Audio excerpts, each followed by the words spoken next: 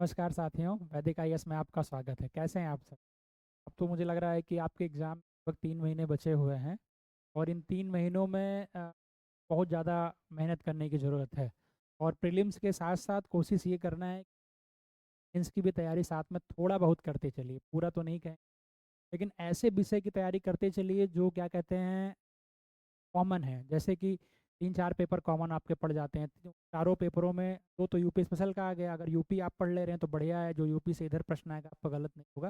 लेकिन जैसे पहला पेपर हो गया इतिहास भूगोल वाला हो गया, उसके बाद राज्य व्यवस्था वाला हो गया, दूसरा पेपर हो गया, कुछ ऐसी कॉमन चीज़ें जो आप प्रीलिम्स के लिए पढ़ने के साथ साथ उसकी मेंस की प्रैक्टिस भी करिए। और एक आधा बार एथिक्स और इंटरनल सिक्योरिटी, इंडियन सोसाइटी सब देख के क्या कहते हैं मतलब बंद कर दीजिए। अगर थोड़ा सा अगर आपको ज्ञान रहेगा, एक बार आप पढ़े रहोगे, तो एग्ज़ाम के टाइम में क्या होगा कि आप थोड़ा सा अच्छे से पढ़ के करंट को अपडेट करके प्रयास करोगे कि क्या कहते हैं मैं जो है अच्छा से अच्छा कर जाऊं। फिर आप सिर्फ आंसर राइटिंग करोगे, क्योंकि आंसर राइटिंग का एक बहुत बड़ा रोल होता है। अगर दो भी प्रश्न आपके, एक प्रश्न दो प्रश्न भी छूट रहे हैं, तो जो ये मान के चलिए कि उसमें 2-4 नंबर जो क्या कहते हैं कम होने वाले हैं, वो रेशियो हर पेपर में आपका काफ़ी लंबा चला जाएगा। 6 पेपर है, 6 पेपर का मतलब 4 छंग 24, 5 छंग 30, मतलब मान के चलिए 30 से 40 नंबर आप पीछे हो जाओगे। तो कोशिश ये भी करना है मेंस के एग्जाम में कि आपका मतलब क्या कहते हैं कोई प्रश्न छूटे ना। आपके पास ज्ञान अधूरा हो फिर भी चलेगा, आधा नंबर आपको, लेकिन प्रयास करके जरूर आइएगा। ठीक है। देखिए, फिर हम बात करते हैं यूपी पीसीएस 2024 की, और उसी के जस्ट बाद जो है आरओ का एग्जाम लगा हुआ है। तो पीसीएस और आरओ में एक चीज़ कॉमन ये है कि जीएस का क्या कहते हैं पेपर लगभग सेम होता है। अगर आरओ में देखा जाए तो 10-12 प्रश्न क्या कहते हैं रीजनिंग के आते हैं, और क्या कहते हैं उसको अगर हटा दिया जाए तो जीएस ओवरऑल कुल मिला के सेम ही आता है। अगर आप तैयारी कर रहे होंगे तो आप दोनों एग्जाम भी कर रहे होंगे। एक एग्जाम में अगर थोड़ा बहुत करके चूके तो आप दूसरे एग्जाम को क्रैक कर चाहिए, आपकी ऐसी स्ट्रेटजी होनी चाहिए। ठीक है। दूसरी बात क्या है कि जो आयोग ने सिलेबस दे रखा है, सिलेबस भी लगभग मुझे लग रहा है सेम है। बहुत ज़्यादा दिमाग लगाने की जरूरत सिलेबस में नहीं है। जैसे पहला पेपर जो है 200 अंक का होता है।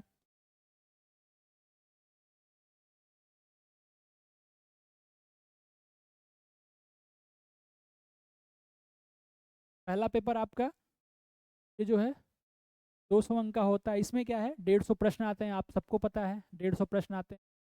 और जो सिलेबस है लगभग जो है क्या कहते हैं आरओ से मिलता जुलता है, इसलिए आप तैयारी करते रहिए। तो आप उसको भी ध्यान में देके तैयारी करिएगा। जैसे भारत का इतिहास में देख रहे हैं आप ना, आपका कहाँ से प्रश्न आते हैं। उसके बाद क्या कहते हैं बहुत थोड़ा सा दे रखा है, जैसे इतना ही समझाया है कि भारत का इतिहास एवं भारतीय राष्ट्रीय आंदोलन। उसके बाद दे क्या रखा है कि इतिहास के अंतर्गत भारतीय इतिहास के सामाजिक, आर्थिक एवं राजनीतिक पक्षों की जानकारी पर विशेष ध्यान देना होगा। मतलब उन्होंने एकदम डिफाइन नहीं किया है कि ये आयोग का सिलेबस में दिखा रहा हूँ, एकदम डिफाइन नहीं किया कि आपको ये चीज़ें पढ़नी है, ये चीज़ें पढ़नी है। इससे क्या होता है कि आप कंफ्यूज होते हो। अगर आप जैसे यूपीपीसी, अगर आप यूपीएससी में जाइए तो कुछ चीज़ें क्या कहते हैं डिवाइड कर रखा है कि ये विषय पढ़ने, ये टॉपिक्स पढ़ने हैं इस विषय में, तो वहाँ से थोड़ा सा इजिली आप निकाल सकते हो। लेकिन यहाँ देखा जाए तो दिया थोड़ा सा है, लेकिन पढ़ना आपको थोड़ा सा ब्रॉड रूप में है, या यूँ कह लीजिए कि क्या कहते हैं कैसे आप एनालिसिस करोगे कि क्या कहते हैं प्रश्न कहाँ से बार बार आएगा। जैसे कि मैंने आपको बता चुका है, कई बार बताया है, जब आप तैयारी करने लगिएगा, जब आप तैयारी करने बैठिएगा, तैयारी करने लगे, प्रीवियस ईयर पेपर अपने पास रखिए। प्रीवियस ईयर पेपर से क्या होता है,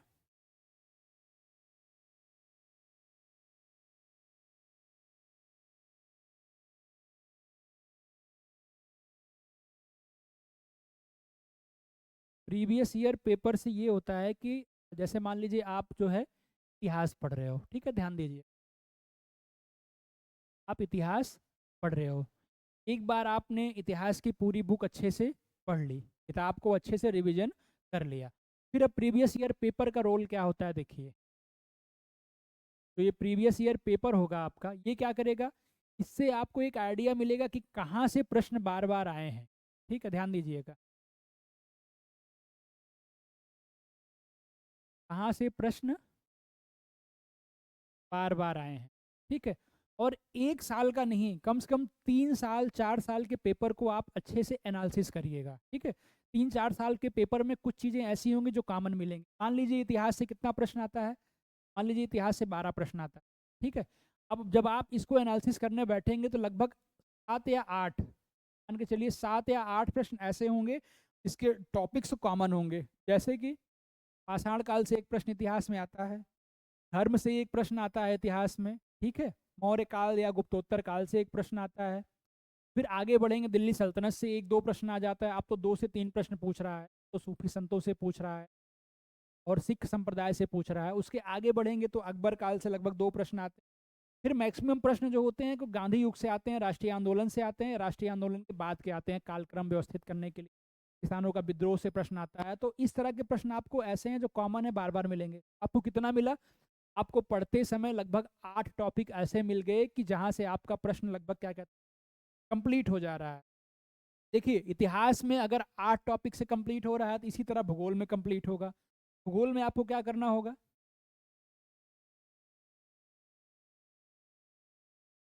जब आप भूगोल पढ़ने बैठोगे तो भूगोल में भी 2-3 साल के पेपर को आप रिवीजन करोगे। 2-3 साल के पेपर में मैक्सिमम चीज़ें कॉमन मिलेंगी।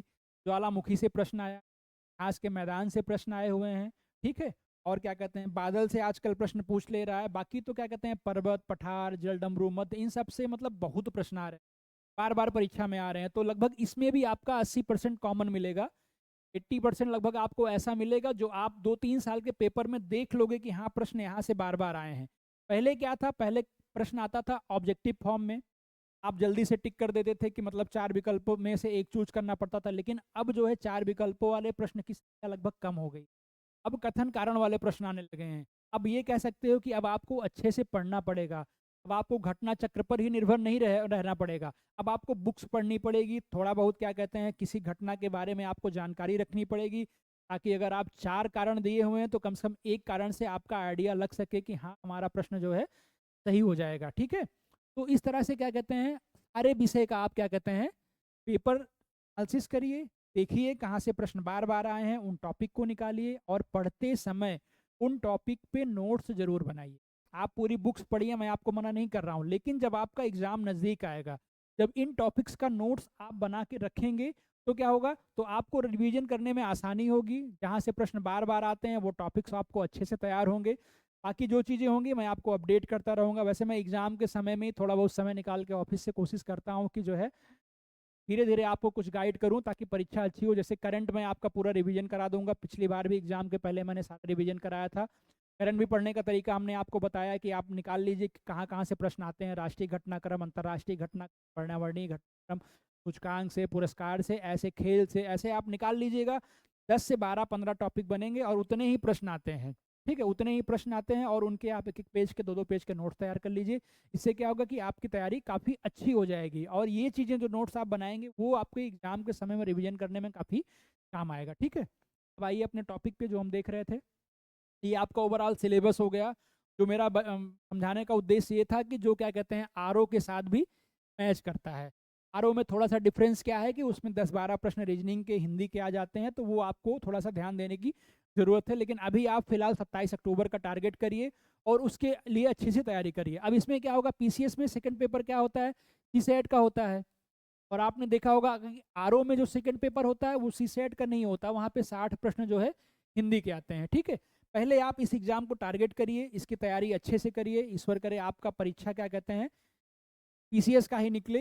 इन द केस अगर पीसीएस में थोड़ा बहुत चूकते हैं तो आपको काफ़ी नॉलेज मिलेगा कि कहाँ हमने गलतियाँ की हैं, हमें क्या पढ़ने की ज़रूरत है, और वहाँ से आप सुधार करके आरओ के लिए अच्छा प्रयास कर सकते हो, ठीक है। तो ये सिलेबस आयोग का दिया हुआ है और ये आरओ का सिलेबस जो आयोग ने दे रखा है ये वो है।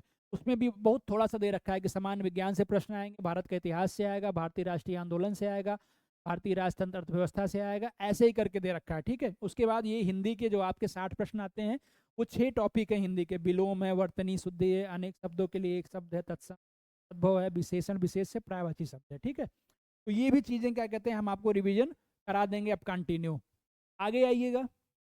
आपकी जो समस्या होता है कि सर जीएस का रिवीजन कैसे करें, हमने आपको बता दिया कि जीएस का रिवीजन अगर आप पढ़ रहे हैं तो कैसे करें। अभी आपके पास समय है, अभी आप किताबों को क्विक रिवीजन करिए। किताबों को रिवीजन करने के साथ साथ उन उन टॉपिक को क्या कहते हैं अच्छे से कवर करिए जहाँ से क्या कहते हैं लगे कि प्रश्न परीक्षा में बार बार आता है।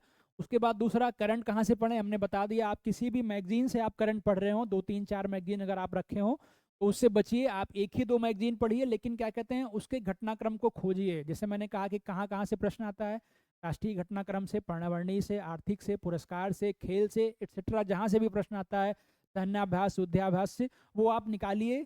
और उसके बाद देखिए कि क्या कहते हैं उसमें कौन कौन सी घटनाएं जो है इंपॉर्टेंट हैं, जहाँ से प्रश्न आने वाले हैं, आप उसको नोट करिए। और मुझे लग रहा है कि अगर 15 टॉपिक बनते हैं तो 15 पेज के आपके एक अच्छे 15 से 20 पेज के नोट्स तैयार हो जाएंगे, जिसको आप एग्जाम के समय के लिए अच्छे से रिवीजन कर सकते हैं। अब मेंस के लिए क्या करें, आपका डाउट रहता है। तो मेंस के लिए क्या, मैं तो आपको बता दिया पहले ही कि मेंस के लिए आप जो है देखिए कि जो कॉमन है, जैसे आप जीएस पढ़ रहे हो, जीएस में इतिहास पढ़ोगे, भूगोल पढ़ोगे, इकोनॉमिक्स पढ़ोगे, पॉलिटी पढ़ोगे, साइंस पढ़ोगे, यूपी स्पेशल पढ़ोगे, जो चीज़ें कॉमन है उस पर आप क्या कहते हैं पढ़ने के साथ साथ एटलीस्ट प्रश्न ना लिखिए, लेकिन फ्रेमिंग करना सीखिए। फ्रेमिंग करने से क्या होगा कि उसको आप एलाबोरेट करके एक अच्छा प्रश्न तैयार कर सकते हो, उत्तर तैयार कर सकते हो। ठीक है, इस तरह से आप करेंगे तो आपके मेंस की आधी तैयारी आपके एग्जाम के साथ साथ हो जाएगी, बहुत समय नहीं लगेगा। जब आप पढ़ने बैठे हैं, आप राष्ट्रपति का पढ़ रहे हैं, भारतीय न्यायपालिका के बारे में पढ़ रहे हैं, भारतीय संसद के बारे में पढ़ रहे हैं, तो उसमें क्या क्या चीज़ें हैं उसको एलेबोरेट करिए और उसके क्या कहते हैं अपने मत भी देने का प्रयास करिए कि मैं क्या लिख सकता हूँ इस पर इम्प्रूवमेंट के लिए। इस तरह से आपके मेंस की तैयारी थोड़ी बहुत एग्जाम के पहले मेंस के हो जाएगी, और उसके बाद क्या कहते हैं आपको सिर्फ थोड़ा सा पढ़ के बार बार आंसर राइटिंग करना होगा बस। ठीक है, यूपी स्पेशल कहाँ से पढ़ें? यूपी स्पेशल अगर आप मेंस के लिए कहूँगा तो घटना चक्र की बुक काफ़ी अच्छी आई हुई है, और प्रीलिम्स के लिए भी घटना चक्र और परीक्षावाणी की बुक अच्छी है, तो आप कोशिश करिए कि यहीं से रिवीजन करिए। लेकिन वो जो दिया है बहुत डीप में दिया हुआ है मेंस के लिए, तो अगर मेंस के लिए अगर अब एक दो बार अच्छे से पढ़ लेते हैं एग्जाम के समय में, तो मुझे लग रहा है प्रीलिम्स में अगर कोई प्रश्न आएगा तो आपको गलत नहीं होगा। बाकी आप यूपी के घटनाक्रम को आपको देखना पड़ेगा, जो हमने बताया कि आप यूपी का 1 साल का घटना करंट अफेयर्स पढ़ के जाएंगे तो यूपी की योजना, यूपी में कौन कौन सी घटनाएं स्पेशली घटी हैं, यूपी में अगर G20 सम्मेलन हुआ है तो कहाँ कहाँ से हुआ है, कहाँ कहाँ हुआ है, तो इस तरह की चीज़ों को आपको ध्यान देना पड़ेगा। बाकी रही बात जो आपका डाउट होता है कि सर भूल जाता है एक बार पढ़ते हैं, तो एक बार पढ़ने मात्र से कुछ नहीं होगा। एक बार आप पढ़िए जरूर, लेकिन उस पढ़ाई के साथ साथ आप कोशिश करिए कि आप माइंड मैप बनाइए, फिर उसको रिवीजन करिए, या फिर आप जो पढ़े हुए हैं आप अगर टहल रहे हैं घूम रहे हैं तो रिकॉल करिए कि मुझे कितना तैयार हुआ है। इससे क्या होगा कि वो चीज़ें रिमाइंड होगी, आपके दिमाग पे एक फोर्स पड़ेगा कि यार मैंने अभी तो पढ़ा भूल गया, फिर आप आके देखोगे फिर नहीं भूलोगे। तो इस तरह से आप पढ़ने का प्रयास जरूर करिए, और कोशिश ये हमेशा करिए कि आप जो पढ़ रहे हैं उसका डायग्राम बनाइए, मैप बनाइए। इससे क्या होता है कि कुछ चीज़ें आपको आती हैं और आती रहेंगी, आप कभी नहीं भूलोगे। लेकिन कुछ चीज़ें ऐसी भी हैं कि जो क्या कहते हैं आप पढ़ोगे भूल जाता है, तो जो पढ़ते हो आप भूल जाता है, या जो नई चीज़ें मिलती हैं उसका आप नोट्स बनाने का प्रयास करिएगा। जो आपको आ रहा है आता रहेगा उसको आप दरकिनार करिए, वो तो आपको आ ही रहा है, लेकिन जो नहीं आ रहा है उसका नोट्स बनाएंगे तो आपके एग्जाम के समय में आप पूरा बर्डन जो लेके चलते हैं उससे बच जाएंगे। चलिए फिर हम जो है कल से लगभग पर्यावरण या फिर क्या कहते हैं पॉलिटी से क्लासेस आगे के स्टार्ट करेंगे, और कोशिश ये है कि हम पूरा 2 से 3 महीने का आपको जो ये ड्यूरेशन है, इस ड्यूरेशन में पहले ही हम आपको क्या कहते हैं पूरा मतलब क्लास का टेन्योर डिसाइड कर देंगे। ऐसा नहीं कि बीच में छोड़ेंगे, क्लास का पूरा टेन्योर डिसाइड कर देंगे कि हम जुलाई में ये कवर करेंगे, अगस्त में हम इतने विषय कवर करेंगे, सितंबर में इतने विषय कवर करेंगे। और कवर करने के साथ साथ एक जो है एग्ज़ाम के 1 महीना पहले हम आपको एक बुक भी देंगे जिसमें 10 पेपर होंगे हिंदी के, आरओ के लिए और सी सेट के, और उसके साथ जीएस के भी क्या कहते हैं 10 प्रैक्टिस सेट होंगे, जिसको आप मार्केट में परचेज करके आप अच्छी तैयारी कर सकते हो। ठीक है।